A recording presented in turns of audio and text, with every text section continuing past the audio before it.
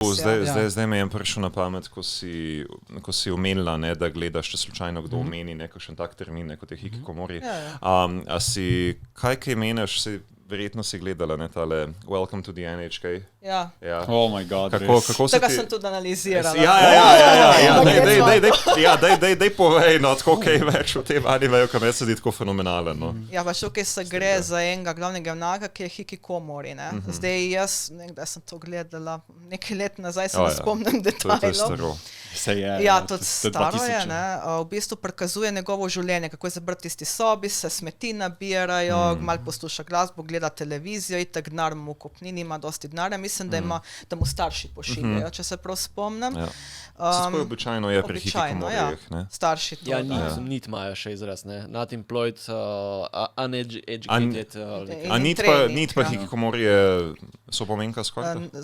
Ne, nit je bolj, da si nekako izuzet iz družbe, hikikomori si pa dejansko dobesedno zaprt. Ker hikikomori imajo lahko še vedno službo, ne? Ali pa jaz sem je bil na spletu. Če imaš remote službo, pač to sem mislil. Remote je, ja. Fizično so postavljeni tja. Nekaj se spomnim na hikikomori. Pač nič si predstavljali, da je bolj neki kot geek. Pač nima službe, nisi v šolah, daš neka priložnost na delo, ampak neki ne daš družbi. Ampak hikikomori so pa to besedno zaprti, lahko smete živijo tam. To sem se spomnil, da ta glavni junak tega animeja je nekaj časa služil, ne, da je, s tem, da je nekaj je prek spleta delal, pa hotel igrico tudi ustvariti. Ja, se spomnim. To ne. No in pol spozna eno punco, se ne vem, ali je njegova soseda, nekaj, ona skuša s psihologijo pomagati, s temi bere na psihološko temo. In tukaj sem bila zelo jezna, ker so uporabili najbolj zastarele možne teorije, pač Jung je popularen na Japonskem. Ful je popularen, Persona 5 je ravno Jungovo teorijo uporabljala. Zakaj pa je Jung tako popularen? Ne vem. Ker je začetnik, pa ni lahko najprej opišeš, kaj je. No se, ampak No in pa ona mu pomaga in mu postavlja razne vprašanja, kot neka terapeutka, čeprav bi lahko tudi več škode naredila, ne.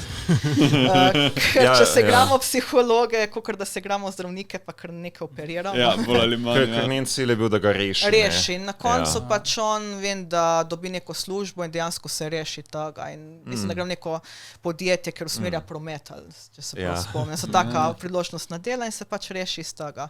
Ne vem, zakaj se je izoliral, ali so ga neki v šoli zafrkavili na delu, jaz se ne spomnim, ampak ima neke travme, depresijo, ker je tudi značilno za te ljudi.